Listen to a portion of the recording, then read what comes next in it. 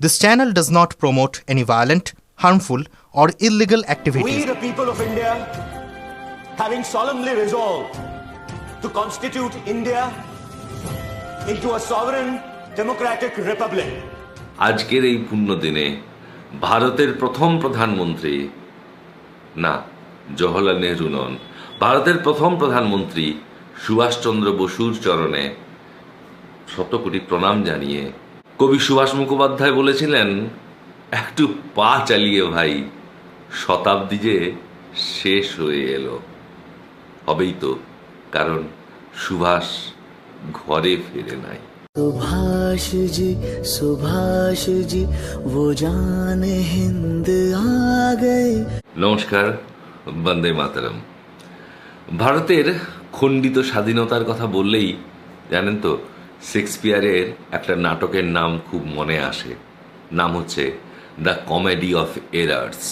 অর্থাৎ 47 সালের পর থেকে ওই তেলের শিশি ভাঙল বলে খুকুর পরে রাগ করো, তোমরা যে সব ধেড়ে খোকা ভারত ভেগে ভাগ করো, তার বেলা সেখান থেকেই শুরু হয়েছে এই ভ্রান্তি বিলাস।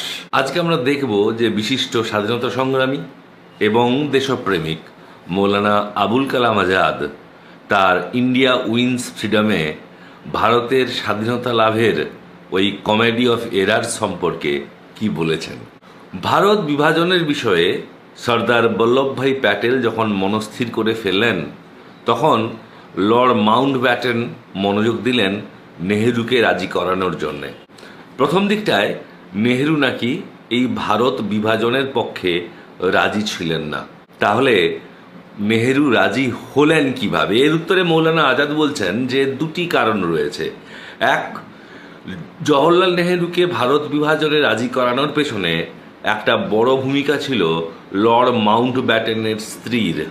লেডি মাউন্টব্যাটেন ছিলেন খুবই বুদ্ধিমতী এবং খুব সহজেই নন পলিটিক্যাল ওয়েতে ব্যক্তিগত সম্পর্কের রসায়নে তিনি নেহেরুর সম্মতি আদায় করেন।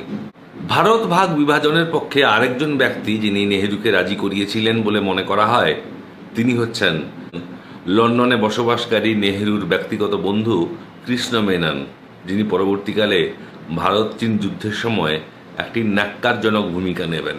1946 সালে যখন কৃষ্ণ মেনন ভারতে আসেন, তখন মাউন্টব্যাটেন বুঝতে পেরেছিলেন যে নেহেরুকে রাজি করানো এই ভারত বিভাজনের ব্যাপারে it will be quite easy. কিন্তু মৌলানা আজাদ মনে করতেন যে ভারতের মূল সমস্যা হচ্ছে অর্থনৈতিক। সাম্প্রদায়িকতা সেই অর্থে এমন কোনো বড় সমস্যা নয় যাকে ট্যাকল করা যাবে না। কিন্তু নেহেরু এবং বল্লভভাই প্যাটেল ভারত বিভাজনের ব্যাপারে এখন অনড়। ভারত বিভাজনের ঘোর বিরোধী মৌলানা আবুল কালাম আজাদ এরপরে ছুটলেন ভারতের স্বাধীনতা আন্দোলনের প্যাট্রিয়ার্কাল ফিগার মহাত্মা গান্ধীর কাছে। মৌলানা আজাদ যখন মোহনদাস করমচাঁদ গান্ধীর সাথে দেখা করলেন, তখন মহাত্মা গান্ধী বললেন যে ভারত ভাগ তিনি যতদিন জীবিত রয়েছেন তিনি কিছুতেই করতে দেবেন না। কিন্তু কিছুদিন পরে লর্ড মাউন্টব্যাটেনের সাথে মহাত্মা গান্ধীর একটা মিটিং হয়। তার আলোচ্য বস্তু প্রকাশ্যে কখনোই আসেনি। কিন্তু এরপর যখন মৌলানা আজাদ মহাত্মা গান্ধীর সঙ্গে দেখা করেন, তখন গান্ধীজির ভারত ভাগ নিয়ে যে অ্যাটিটিউড, তাতে তিনি অবাক হয়ে যান। কারণ তিনি বুঝতে পারেন যে মহাত্মা গান্ধী ভারত বিভাগের সমর্থন না করলেও তিনি বিরোধিতা করছেন না। মহাত্মা গান্ধী মৌলানা আজাদকে বলেন যে ভারতবর্ষ বিভক্তি অনিবার্য, ভারতবর্ষ ভাগ হবে কি হবে না সেটা সিদ্ধান্ত অলরেডি টেকেন। এখন আলোচ্য বিষয় হওয়া উচিত যে ভারতবর্ষ বিভাজন কোন ফর্মুলাতে হবে। হয়তো নেহেরুকে প্রধানমন্ত্রী করার ব্যাপারে তার বিশেষ আগ্রহ ছিল। 3রা জুন 1947 সাল ব্রিটিশ সরকার হোয়াইট পেপার বা শ্বেতপত্র প্রকাশ করে, যেখানে ভারতবর্ষ বিভক্তির রূপরেখা তুলে ধরা হয়। মৌলানা আজাদ তার ইন্ডিয়া উইন্স ফ্রিডম বইতে ঠিকই বলেছিলেন যে ভারতবর্ষ দ্বিখণ্ডিত হলে তার স্বাধীনতার মূল্য আমাকে, আপনাকে, সাধারণ মানুষকেই চোকাতে হবে। হ্যাঁ, আমরা মিডনাইট চিলড্রেন। তাতে সাধারণ মানুষের জীবন বিপন্ন হয়েছে, অজস্র প্রাণহানি হয়েছে, কিন্তু নেতারা তারা গদি পেয়েছেন, তারা আনন্দের সাথে দেশ শাসন করেছেন। এবারে আমরা আসুন দেখি যে ভারতের, স্বাধীন ভারতের দ্বিতীয় প্রধানমন্ত্রী জওহরলাল নেহেরু, তিনি মসনদে বসার পরে আরও কি কমেডি অফ এরার্স বা ভ্রান্তিবিলাস করেছিলেন, যার ফল আমাদেরকে এখনো ভুগতে হচ্ছে। তিনি ভারতে একটি সুডো কমিউনিস্ট কান্ট্রি, একটা সোনার পাথর বাটি কায়েম করার চেষ্টা করেছিলেন, সমাজতান্ত্রিক দেশ তৈরির পরিকল্পনা করেছিলেন। বাস্তবে তার প্রতিফলন দেখা যায়নি, বরং এর খারাপ দিকটা হচ্ছে যে এই সমাজতান্ত্রিক কমিউনিস্ট মানসিকতার ফলে 30 বছর ধরে একটি বিশেষ রাজনৈতিক দল দেশ শাসন করেছে এবং নেহেরুর পরে তার কন্যা ইন্দিরা গান্ধী 3 বছরের একটা ব্যবধান বাদ দিলে তার মৃত্যু পর্যন্ত দেশ শাসন করেছেন। অর্থাৎ কমিউনিস্ট যে একনায়কতন্ত্রের কনসেপ্ট, সেটা ভারতবর্ষে খুব প্যাথেটিক্যালি এস্টাবলিশ হয়েছে। এই একনায়কতন্ত্রের প্রত্যক্ষ ফল হচ্ছে 1975 সালে ভারতে ইমার্জেন্সি লাগু করা।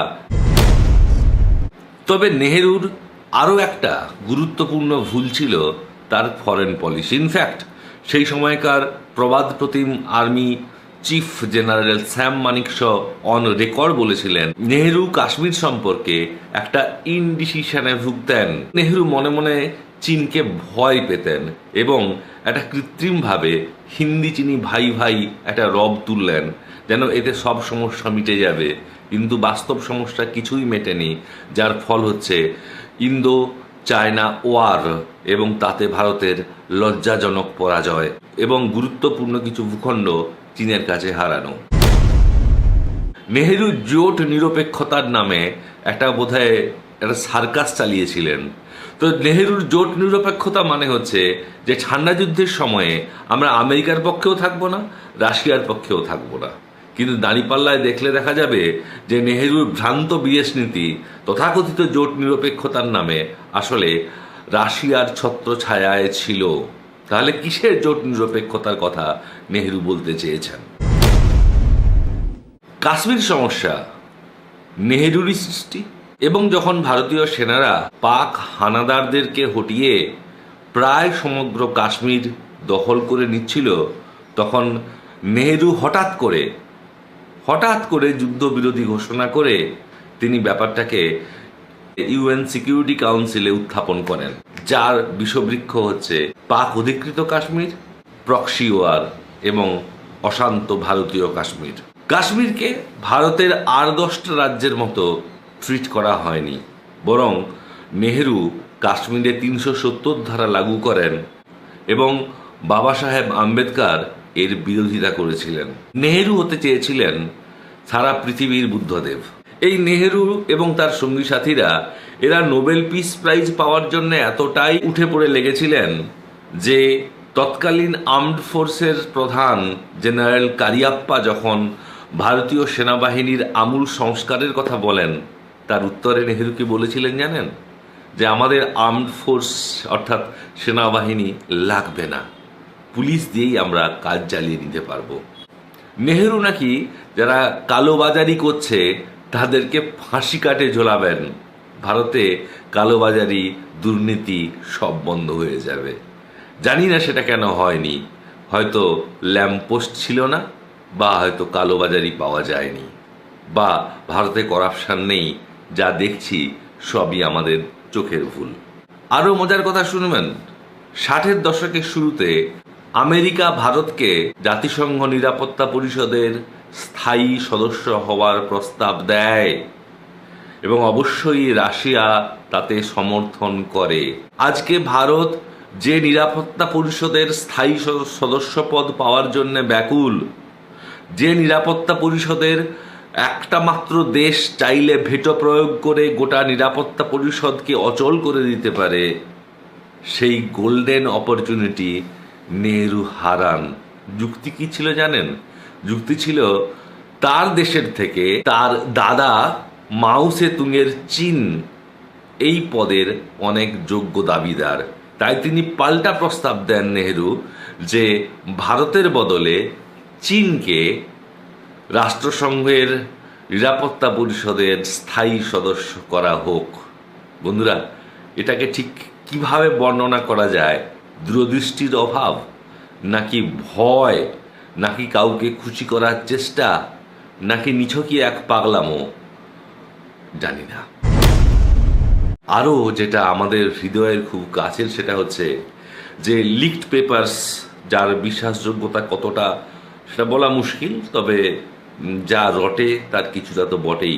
নেহেরু ব্রিটিশ প্রধানমন্ত্রী চার্চিলকে বারবার চিঠি লিখছেন এবং সেখানে একজন ওয়ার ক্রিমিনাল কোট আনকোট তার কথা বলা হয়েছে, এবং তিনি বারে বারে সুভাষচন্দ্র বসুর পরিবারের ওপরে গোয়েন্দাগিরি করেছেন।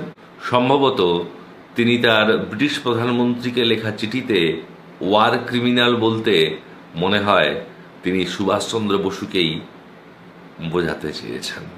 Subhash Chandra Bose war criminal? আরে সুভাষচন্দ্র বসু তো দেশের প্রথম প্রধানমন্ত্রী, আপনি দ্বিতীয়। নেহেরু সত্যিই কি গণতান্ত্রিক ভাবধারার মানুষ ছিলেন? বিশিষ্ট সাংবাদিক রামবাহাদুর রায় তিনি দেখিয়েছেন যে সংবিধান নিয়ে নেহেরুর দৃষ্টিভঙ্গি ছিল অত্যন্ত নেগেটিভ। সংসদে নেহেরু বলেছিলেন যে ভারতের জন্য একটি সংবিধান রচনা করা হলেও আইনজীবীরা সেটিকে হাইজ্যাক করেছে। রামবাহাদুর রায়ের মতে নেহেরুর এই বিবৃতি আসলে বিচার ব্যবস্থার ওপরে আক্রমণের সামিল। ভারতের জনগণের মত প্রকাশের স্বাধীনতায় জওহরলাল নেহেরু, না ইন্দিরা গান্ধী না, তার বহু আগে জওহরলাল নেহেরুই প্রথম আঘাত করেছিলেন। 1951 সালের 12ই মে সংবিধানে প্রথম সংশোধন করা হয় এবং এই সংশোধনের মাধ্যমে মানুষের বাক স্বাধীনতাকে শুধু সীমিত করা হয়নি, সেই সঙ্গে সংবাদপত্রের স্বাধীনতাতেও বাধা দেওয়া হয়েছিল। বন্ধুরা, বিশিষ্ট নাট্যকার সদ্যপ্রয়াত গিরিশ কার্নাড মোহাম্মদ বিন তুঘলক নামের রাজার আদলে যে বিখ্যাত নাটকটি লিখেছিলেন তুঘলক বলে, তাতে কোথাও তিনি জওহরলাল নেহরুর সাথে মোহাম্মদ বিন তুঘলকের একটা তুলনা টানার চেষ্টা করেছেন। আমার চোখেও তাই মনে হয়। তিনি আধুনিক যুগের মোহাম্মদ বিন তুঘলক, একটা উদ্ভ্রান্ত মানসিকতার মানুষ বোধহয় তিনি, যিনি জানতেন না আসলে তিনি কি চান। তবে এটা জানি যে তিনি এডভিনা মাউন্ট ব্যাটেনের পেছনে যে অর্থ এবং সময় অপচয় করেছিলেন তাতে আরও অনেক কিছু করা যেত। আজকের এই পুণ্য দিনে ভারতের প্রথম প্রধানমন্ত্রী, না জওহরলাল নেহরু নন, ভারতের প্রথম প্রধানমন্ত্রী সুভাষচন্দ্র বসুর চরণে শতকোটি প্রণাম জানিয়ে কবি সুভাষ মুখোপাধ্যায় বলেছিলেন, একটু পা চালিয়ে ভাই, শতাব্দী যে শেষ হয়ে এলো। হবেই তো, কারণ সুভাষ ঘরে ফিরে নাই। सुभाष जी वो जान हिंद आ गए, है नाज जिस पे हिंद को, वो शान हिंद आ गए। वो जय हिंद।